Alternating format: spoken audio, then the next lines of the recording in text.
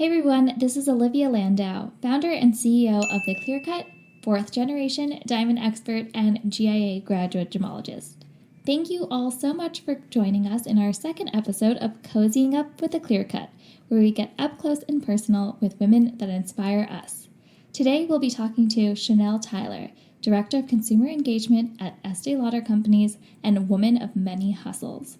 We'll discuss how she balances climbing the corporate ladder while also pursuing her passions. Today we're here with Chanel Tyler, a clear-cut couple, and also the Director of Consumer Engagement at Estée Lauder Companies and woman of many hustles.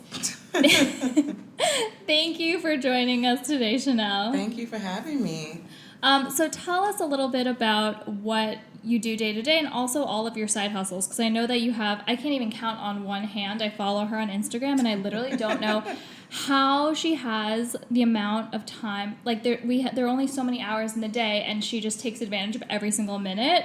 So I just want to know, how do you do that and a full-time job, and how did you even get into skincare and beauty and female empowerment and all of the things that you do? Oh my goodness. So first of all, you're being super, super generous. I got into my current job at Estée Lauder Companies post B school. So I went to Columbia Business School to focus on luxury marketing, and I really thought I wanted to go into fashion. And that's where we met. Yes, so that is where we met. Chanel went to business school with my husband Kyle, and we met, I think, at like a gala or something. It was like the senior graduation gala. Yeah. The graduation gala for Yeah, the second years. Yeah. And we were like drunk talking about engagement rings. Yeah. And that is when Kyle was like, yeah, so if you think you're going to be getting engaged soon, let me know. And I was like, well, actually. And then I think Sheldon bought the ring from you all like a few weeks later. Like, it literally happened that fast. Yeah. So I'm very grateful to this day.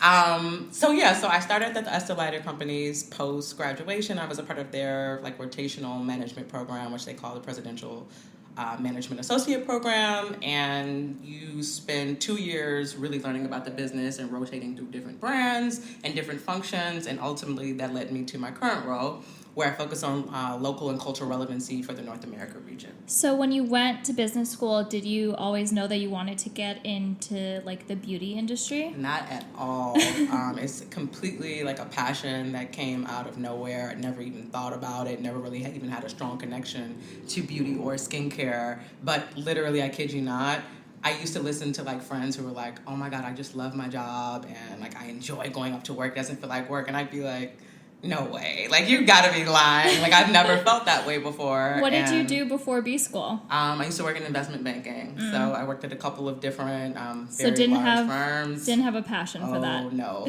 Not at all. Not at all. It was like almost like a dread. But once I kind of stepped foot in ELC's doors, it was like something just sparked, and I felt a sort spark. of like... We're going to talk about that. Yes. I felt like just an interest and a passion that I'd never felt before. Amazing. Yeah. So what is like your day-to-day there now? So it depends. Because I kind of work on a team that operates as a startup, every single day is different. So my job description has literally already been changed 4 times in the 4 months that I've been there. That's awesome. Yeah, somewhat. But basically what you can think of it as is multicultural marketing. I help our brands be more relevant with consumers of color. Awesome. Yeah. And so I know a lot of people out there probably work a job that they may or may not love, but also may want to explore doing a side hustle, but don't know if they have like the time or the energy or even if it's worth doing it. Yeah. So I know that you have a few side hustles, so tell me all about those, and how do you balance, working full time and doing that, and how did you even get into your, side things? Yeah, so it's definitely not easy. I totally feel like there are not enough hours in the day. But it initially started from having a manager at ELC who asked me to put together a list of influencers that were women of color focused on skincare. And I was like, oh, this will be easy. I'll be able to do a quick pull and have this ready in a couple of days. I was only able to find like 3 or 4. Oh, really? And it was really mind-blowing because it meant that there was a total white space there. So there are so many, I feel like, like makeup and skincare influencers. Not skincare. Not skincare. Yes, makeup and hair care are like huge, but the skincare space is just not something where you're seeing a lot of conversation, specifically with Black women. And I feel like that's an area where a lot of women like are always seeking out like advice or like knowledge, because I know that I don't know what kind of skincare routine I'm supposed to have, especially like as you go and you are going aging, or like have different... The age thing. Yeah. Right? So I feel like my skin when I was in my 20s is like completely different. Like I had a total adult acne freak out it's the day I turned 30. And that was actually what started all of this like research and kind of knowledge sharing, was like me trying to figure out how to get my skin back to a healthy state. Because it just exploded one day. And I was putting on makeup to like cover it up, and it was just making it worse and worse and worse. And I was like, all right, this is not going to work. Because I just, it impacts your confidence and how you feel about, how people are perceiving you. And that happened to me recently, like earlier this year. I've always had like super good skin, like never really did much, just like wash my face and like kind of moisturize it and it's fine. Splash of water. Yeah, and then earlier this year I started breaking out like a ton like on the side of my face, and I was like, what is happening? Like, and it like wouldn't go away, and I would be like drinking tons of water because it said that it was because like I was dehydrated, or like putting things on. I was like getting facials and it wouldn't go away for so long, and I was like looking for advice, and actually following you, I got a ton of good advice, and I was like, I'm getting married, like I can't have this, yes, like, I remember acne. you DMing me about that. I was like, help me, Chanel. And I feel like probably so many people are seeking that out and don't know where to go to get that type of advice. Yeah, 100%. And the thing was, like, literally last October was when I started using my Instagram like platform to start talking about skin concerns and benefits and products. And I kid you not, the level of engagement that I received, the level of support that I received with women being like, oh my God, I've been struggling with like acne all my life and I finally have clear skin. Or, oh my God, I've had hyperpigmentation and never knew how to like clear it up. Like, I mean, it's been very rewarding. And it is, I wouldn't necessarily call that a side hustle, but it's just something I'm passionate about, helping other women be able to get to that level of like whatever healthy skin looks like for them. And how did you learn about skincare? Was it through your job or was it just on your own? So it started initially being on my own. When I had my battle with adult acne, I did a lot of research to try to figure out how to treat it on my own. And then I also started going to a dermatologist, and I asked her a gazillion questions because I wanted to really be able to understand if this happens again, how can I treat it? Because I really didn't want to be using like medical grade, pharma grade products because they're very harsh, and I didn't want to be on medication for the rest of my life. So that was how it started.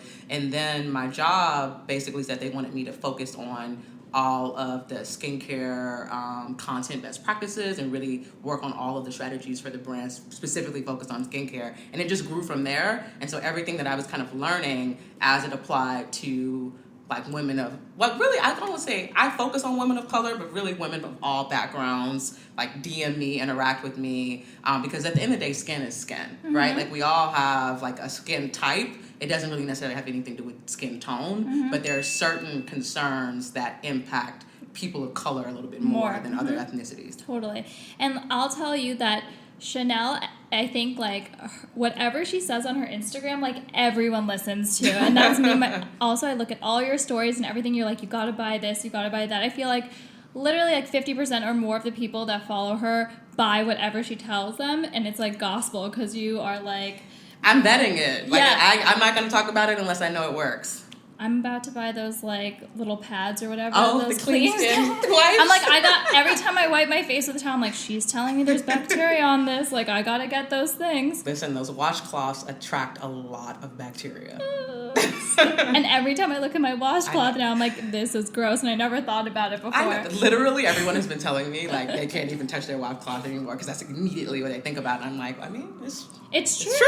Oh, my God. Yeah. So you have that platform that you use for, like, your skincare, giving advice. I know you give a lot of fashion advice, too. Yes. And you have great style. So I know that you just started another Instagram platform for reselling your clothing items. So tell me a little bit about that.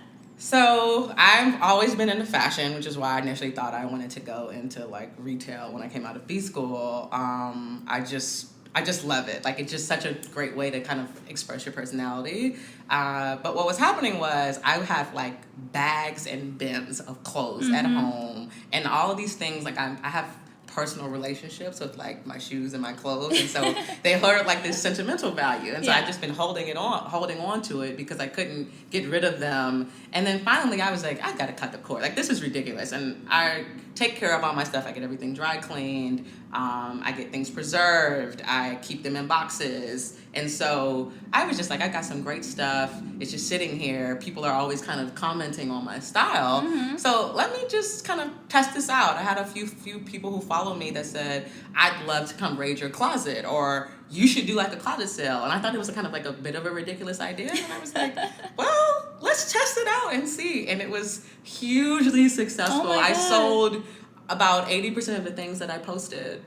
Oh my God. It was incredible. Like, it was really incredible. And all of the women, well, the majority of the women who actually received something that they purchased from me, they like love it. Like, you know, and so I try to make sure I'm offering value to people, but also recognize the fact that this is like a quality item. So. And what made you start your own closet sale versus like reselling on, you know, like Poshmark? Yeah. Or, so Poshmark takes quite a significant cut, and I feel like you're kind of doing a lot of work just for them to benefit. And you have the audience that wants your stuff already, right? Exactly. So it really was just like they matched up perfectly, and there was a market for it.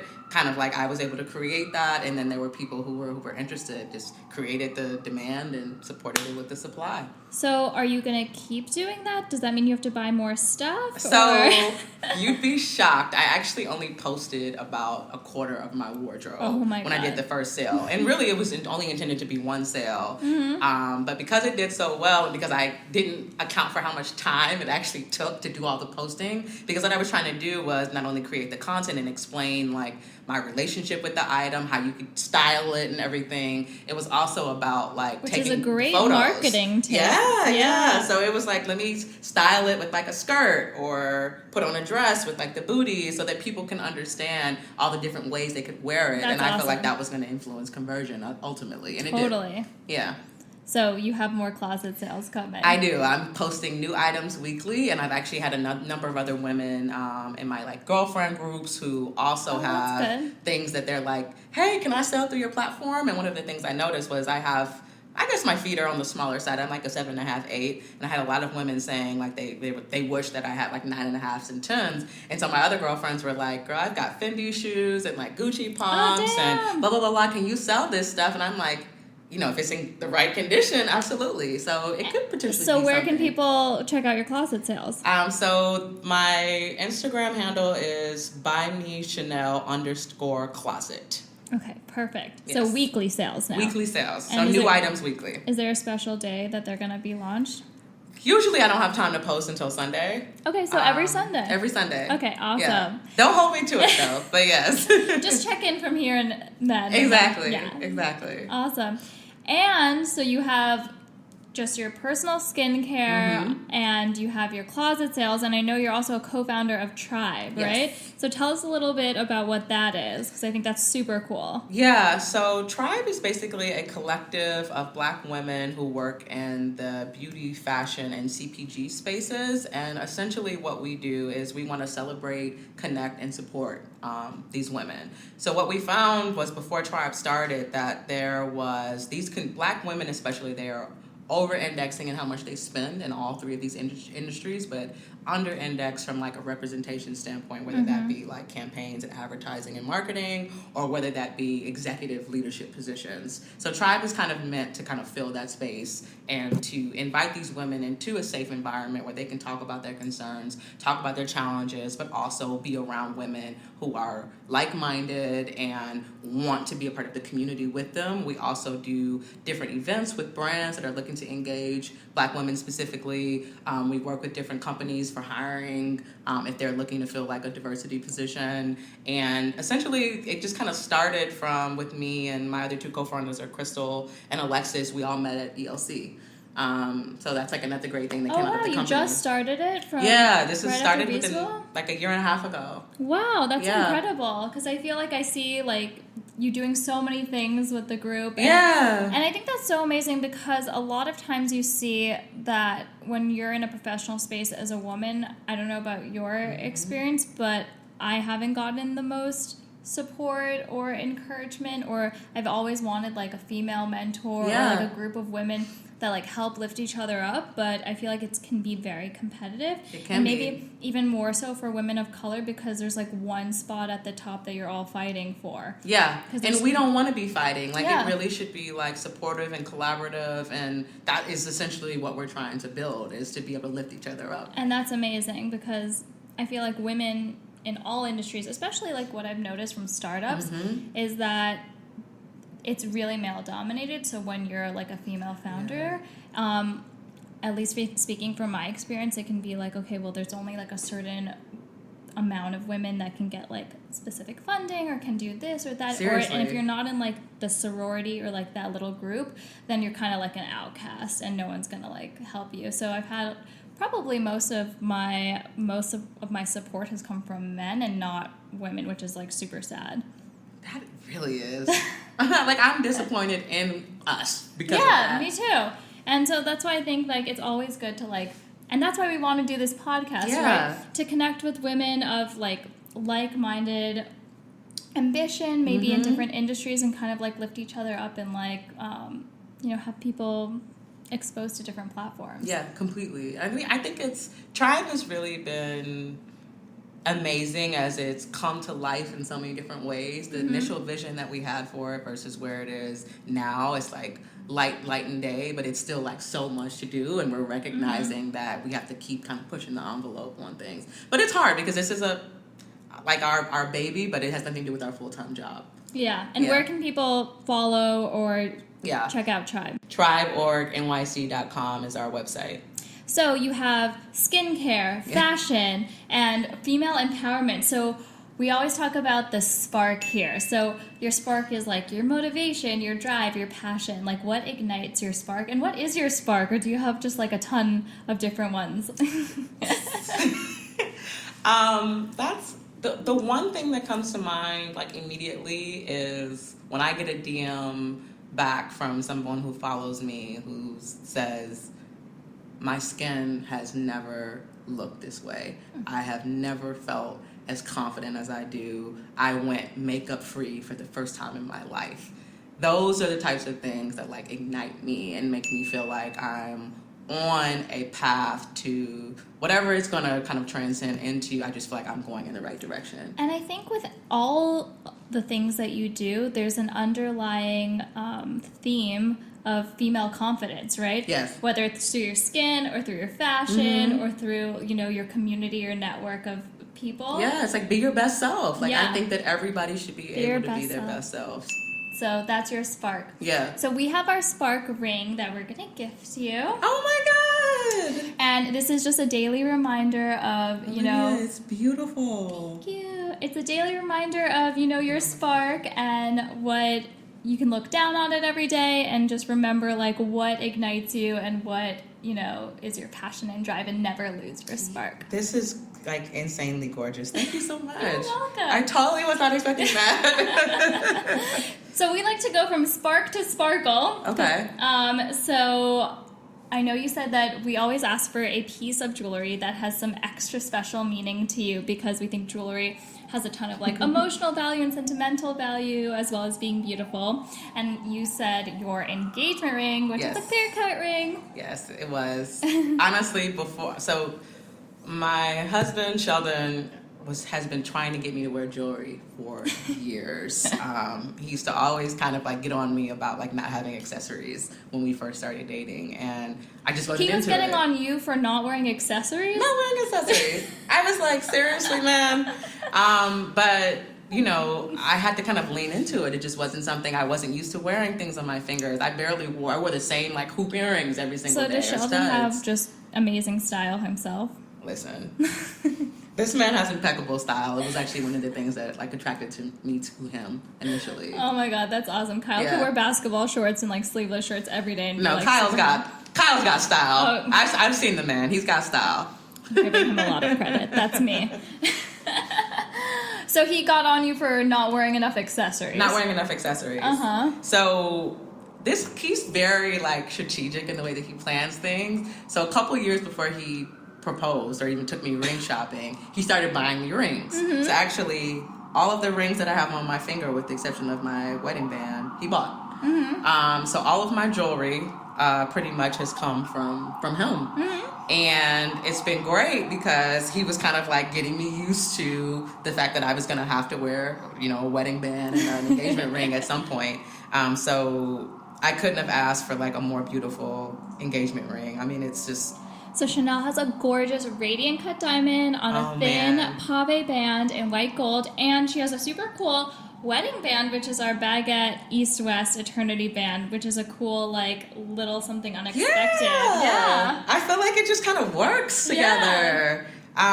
You don't have to have them matching exactly. You can have a little bit different. Yeah, be a little different. Why not? Yeah. Because I used to be really into, like, mixed media when I was and then this is kind of like a reminder, they don't have to be exactly the same. No, I like when they're kind of different. It gives a little contrast. Exactly. And I know you said that you were interested in maybe canary diamonds. Yeah. So canary diamonds are a term that refer to fancy yellow diamonds. And fancy yellow diamonds are basically... The diamond scale for white diamonds goes from D, which is completely colorless, and all the way down to Z, with every step down having a little bit more yellow undertones. But once you pass Z, then it goes into the fancy yellow. Then the more color you have, then the more expensive it is. So she knows everything, you all. Everything. I'm fascinated. So after Z, it goes light, then fancy yellow, then fancy intense yellow, then fancy vivid yellow. So we have two fancy yellow diamonds just to play with. Why not? Oh my God. So we have like a radiant cut with side stones, fancy yellow. This is around 3 carats. Wow. And this is a fancy light yellow oval diamond around 3.5. Just to try on and see for the next one, Listen, I am setting the upgrade just so he knows when he listens. You just got married this summer, right? Yeah, July 19th. This is congratulations. Thank This would be a you. perfect anniversary gift, right? He's going to kill me. You're going to have to talk to him about that. Awesome. This is such an interesting style to me. It's a fancy yellow oval with trillion side stones. So it's a little bit different. Yeah, it is. Not the traditional engagement ring. The yellows are very different on these two. So this one is a fancy light, and this is a fancy yellow. So you can see there's more saturation in this one. Yeah. So as you get more yellow, once you get to that side, then that's when it's more rare and more expensive. Okay. Whereas with the white, it's like the less color in it, then the more desirable. That's good to know. Awesome. Well, I am so happy that you were able to come by. This girl is literally like the modern day Beyonce. She has just as many hours in the day as we do, but she does like 6 different things. So stay busy. Stay busy. Be the best version of yourself. If you want to follow Chanel, I'm obsessed with following her. It's at Buy Me Chanel. And if you check out your closet sales every Sunday, at Buy Me Chanel _ closet sale? Closet. It was closet sale. We changed it to closet. At Buy Me Chanel, at Buy Me Chanel _ closet. It's a mouthful. Perfect. Awesome. And you can follow us at The Clear Cut and follow our YouTube page at The Clear Cut as well. And tune in to next week. Thanks for listening. If you want to follow Chanel, make sure you follow her on Instagram. And if you want to see the beautiful diamonds we were looking at today, check out our YouTube channel at The Clear Cut and follow us, of course, on Instagram at The Clear Cut. And for the spark ring, head to The Clear Cut's website, www.theclearcut.co.